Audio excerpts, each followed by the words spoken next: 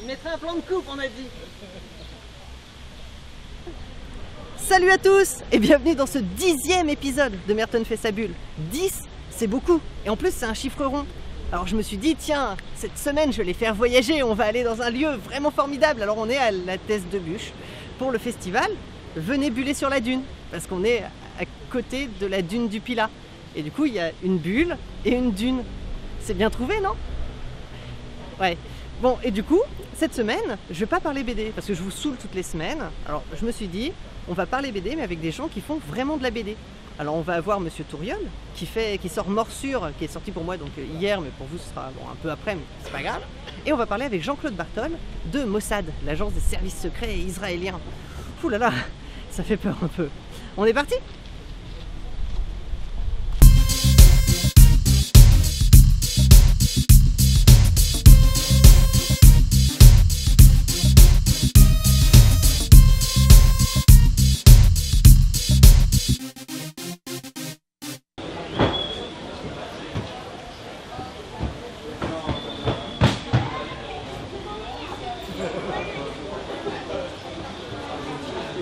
Je me suis dit quel est le meilleur moyen, quel est le moyen le plus facile d'avoir de lire exactement les BD que je voudrais avec plein de filles super canons qui passent leur temps à se foutre à poil dans de la super lingerie.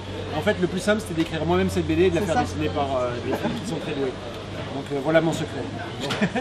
Non mais par contre si tu veux un scoop, on a décidé ce matin avec Irène et Laura que dans le tome 2 on allait avoir une scène yaoi entre Zartan, le mystérieux méchant, et puis sûrement un autre vampire qui va intervenir. Parce qu'on s'est dit, finalement, il n'y a pas de raison. On fait plaisir. Ouais, non, on fait plaisir aux garçons avec ça, et on va la prochaine fois on va faire plaisir aux filles en mettant des scènes qui vont leur plaire. Et du coup, c'est quoi les références? Un peu True Blood, non? Il y a un peu de ça? Un petit peu, mais la référence, enfin si tu veux les références pour moi de... Alors ce qui est très rigolo c'est que voilà, XY, au départ c'est une bande dessinée qui s'appelle XY que je trimballe en projet depuis 6 ou 7 ans. Et donc pendant des années j'ai essayé de la fourguer chez plein d'éditeurs différents. Le pitch c'est XY. X c'est la fille, Y c'est l'homme, comme les chromosomes. Et X donc c'est une stripteaseuse qui se fait mordre par un loup-garou, enfin par un vampire, qui devient vampire, mais qui refuse de se faire transformer en vampire, qui se fait greffer un cœur de loup-garou, et qui du coup va être à la fois loup-garou et vampire. Mais l'esprit du loup-garou, qui lui a donc donné son cœur, va vivre dans sa tête. Et donc ça va être un peu comme un sitcom. Au départ c'était une comédie, ça va être un sitcom avec des vampires et des loups-garous, et avec donc au lieu de partager un appartement comme dans Friends, ils partagent juste le même corps. Et pour se parler, ils s'écrivent ils s'écrivent des mots, ils se filment en cassette vidéo, tout ça pour se laisser des messages. Et puis donc au final, ils devaient tomber amoureux, etc.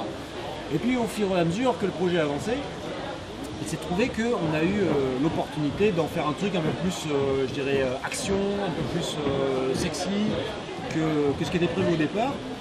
Ça c'était grâce à la mode de Twilight, ouais, c'est ça, tout ça. En fait, quand tous ces trucs sont arrivés à la mode, j'ai eu beaucoup plus de facilité pour signer la BD. Alors, on a fait quelques changements pour aller dans ce sens-là. Alors moi j'étais très content parce qu'on me dit bah tiens il faudrait que je sois un peu plus sexy. Attends, pas de problème, Au contraire, on va y arriver, ça on peut le faire. Et puis donc au final on est parti vers une histoire d'aventure. Il va y avoir quand même des rebondissements, de l'humour aussi, il va y avoir ce petit côté sitcom restera là, mais il sera en arrière-plan alors qu'au départ c'était vraiment prévu pour être une comédie au départ. Et donc maintenant l'humour va rester en arrière-plan, ça va être essentiellement de l'action sexy. Et c'est prévu en combien de tomes? Alors le premier arc fait 3 tomes. Donc avec les 3 premiers tomes, on aura une histoire complète. C'est-à-dire que si je me fais virer un coup de pied au cul de l'éditeur, on aura quand même fini l'histoire. Moi j'ai déjà pris des notes pour écrire 9 tomes, avec donc 2 arcs supplémentaires, avec là j'ai déjà commencé à planter des graines pour des trucs qui sont censés se passer dans 5 ou 6 tomes. Si jamais le truc n'est jamais résolu, c'est pas grave, le lecteur ne se sera même pas rendu compte. Mais je sais que quand j'y arriverai, j'ai déjà planté mes graines et je sais que ça va être super. Du coup là le payoff comme on dit en anglais va être vraiment super efficace parce que j'ai mis mon setup dès le début. Voilà. Par contre, comme au départ ça devait être un manga en plusieurs tomes, il a fallu tout tout condensé, alors que c'était pas prévu au départ, parce qu'au départ quand j'ai signé mon contrat avec l'éditeur Quantique, est un contrat pour faire 3 mangas de 160 pages. Et bon, depuis on a renégocié, on a changé de contrat pour en faire un contrat de 2 bandes dessinées. Au départ ça devait être 3 mangas de certaines pages, quoi. Et là du coup il a fallu tout réécrire, tout condenser. Et donc il y a énormément d'informations que j'avais prévu de mettre dans le premier tome du manga qui du coup n'ont pas pu entrer dedans. Il y a d'autres informations qui sont retrouvées tellement en arrière-plan que je me suis rendu compte que certains lecteurs me disaient tiens mais comment il fait pour ça? Je dis c'est dedans. Il me dit non ça y est pas. En fait si ça y est mais c'est vraiment en arrière-plan. C'est pas assez, Alors du coup je me rends compte qu'il y avait certains systèmes narratifs qui marchaient en manga qui marchent plus difficilement en BD. Que je vais peut-être devoir réexpliquer dans le tome 2, en tout cas donner d'autres analyses, enfin, au final on va retomber sur nos pattes quoi. Mais c'est vrai que le fait d'avoir dû basculer du format manga au format bande dessinée, ça a été une surprise très intéressante. Je suis très content que ça sorte au format comme ça, parce BD, on a une meilleure visibilité de toute façon. Oui.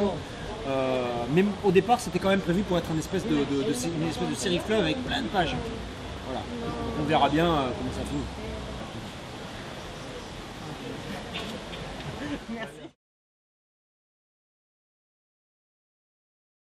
Jean-Claude, tu étais reporter en fait avant, c'est bien ça, et tu nous fais surtout des BD d'espionnage en fait. C'est quand même un peu ta marque de fabrique, non? Oui, en fait, ce que j'aime bien, c'est oui, espionnage, thriller, contemporain. Donc j'adore mélanger la réalité et la fiction. Et j'ai lu récemment, comme on disait que je maîtrisais plutôt pas trop mal le docu-fiction BD, et j'aime bien ça. Donc effectivement, je fais du docu-fiction BD, espionnage contemporain. D'accord. Donc là, tu sors Mossad. Est-ce que tu peux nous en dire 2 mots, nous expliquer un peu ce qui se passe? Tu ne l'as pas lu? Tu nous fais le résumé. Non, tu penses que je parle moi? Très sérieusement, plus sérieusement, je souhaitais un peu sortir des pistes et des sentiers battus, effectivement CIA, KGB, etc., les services habituels, même si je peux les avoir dans d'autres séries comme Insider, Fire. Et depuis pas mal d'années, j'accumulais de la doc sur les services bien évidemment israéliens. J'aime beaucoup la géopolitique du Proche-Orient. Bon, c'est un dossier sensible que je suis de près depuis, je dirais en gros le premier exposé que j'avais fait là-dessus, j'étais en seconde, c'était en 78. Donc je vous parle d'un temps que les moins de 20 ans, voilà, bon, on va pas approfondir, on va pas, mais et donc à partir de là, je me suis dit ce serait intéressant de faire une série autour de ça, mais j'ai aussi voulu donner une dimension psychologique supplémentaire que peut-être parfois je n'avais pas dans d'autres scénarios, où je privilégiais non pas le pam-pam boum-boum, puisque je suis quelqu'un qui aime beaucoup des structures très solides dans ses scénarios et donc très documentées, mais où peut-être parfois la dimension psychologique de certains personnages était un peu plus effleurée, alors que là j'ai voulu aller plus loin au travers de l'histoire entre un père et des relations entre un père et un fils. Et par-dessus ça, bon, tout cela au sein du Mossad. Donc c'est un ancien agent du Mossad, on l'apprendra plus tard, qui va être réactivé. Essentiellement, lui, son but principal, c'est retrouver son fils qui a été fait prisonnier par les services syriens. Et pour le Mossad, l'intérêt de le réactiver, c'est qu'il a des contacts proches de l'Élysée. Élysée, au sein duquel on pense qu'il y a une taupe qui aurait été manipulée par les services syriens.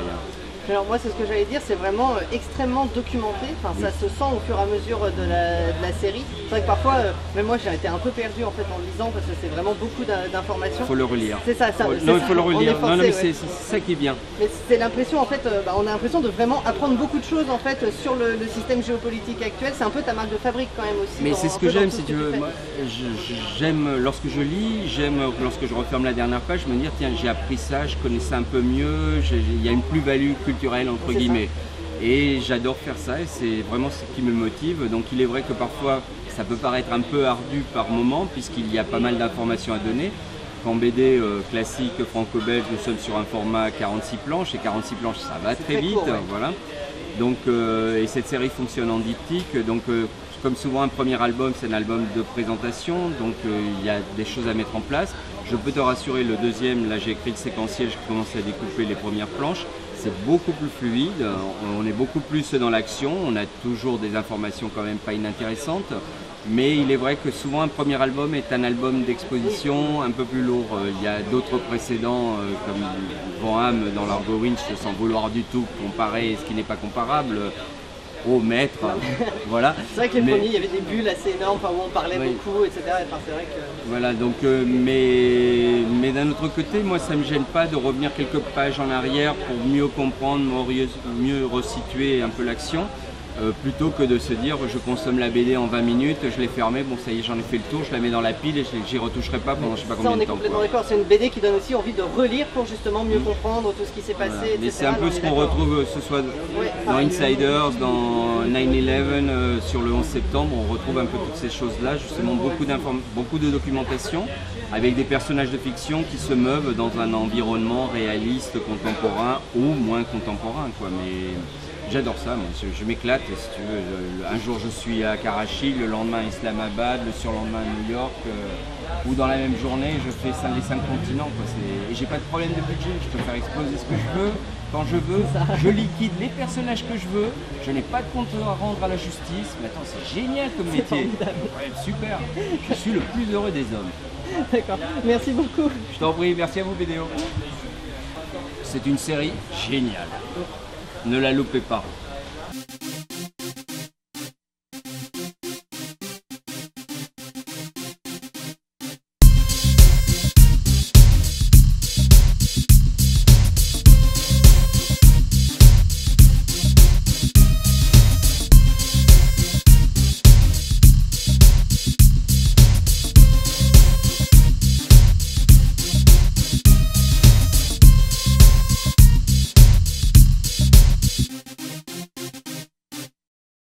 Super, voilà, il fallait lui demander tout de suite. Ça va, c'est bon, je suis pas cadreur, moi je suis animateur, un agitateur. Comme Jean-Pascal de la Star Academy française.